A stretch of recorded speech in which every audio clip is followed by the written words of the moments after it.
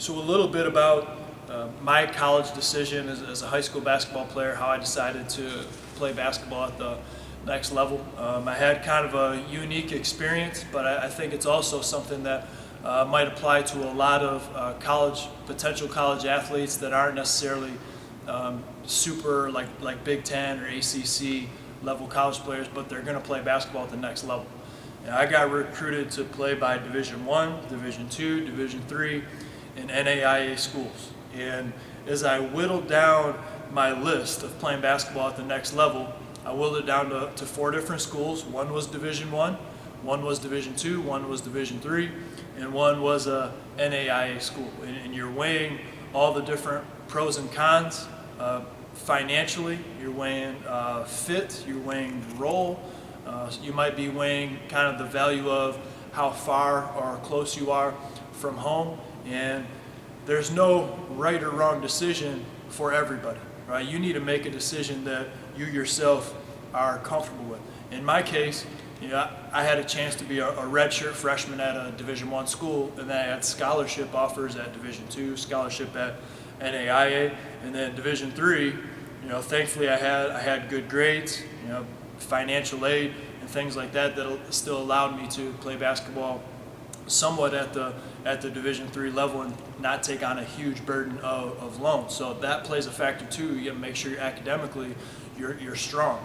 Now, with all those different things, some of the best advice that I heard was if you were to take basketball away, if you were to get injured, you weren't able to play basketball anymore, where is the college, the university that you would see a best fit for you long term?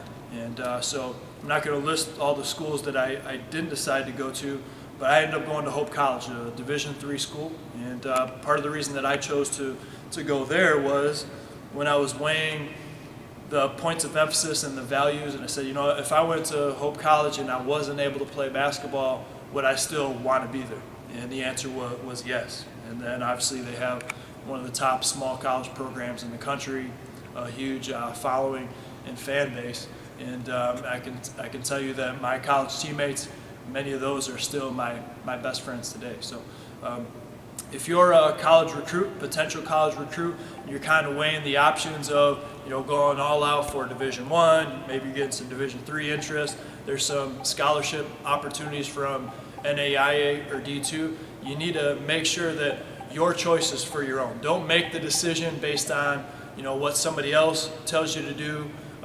You need to make the decision based on where you see yourself best fitting, especially if basketball wasn't around anymore. It was very difficult for me because I had people saying, Steve, you're not getting a scholarship offer right away. You got a redshirted as a Division I player, but it's Division I, so you better go Division I. And that was a big part of why I did want to play Division I basketball.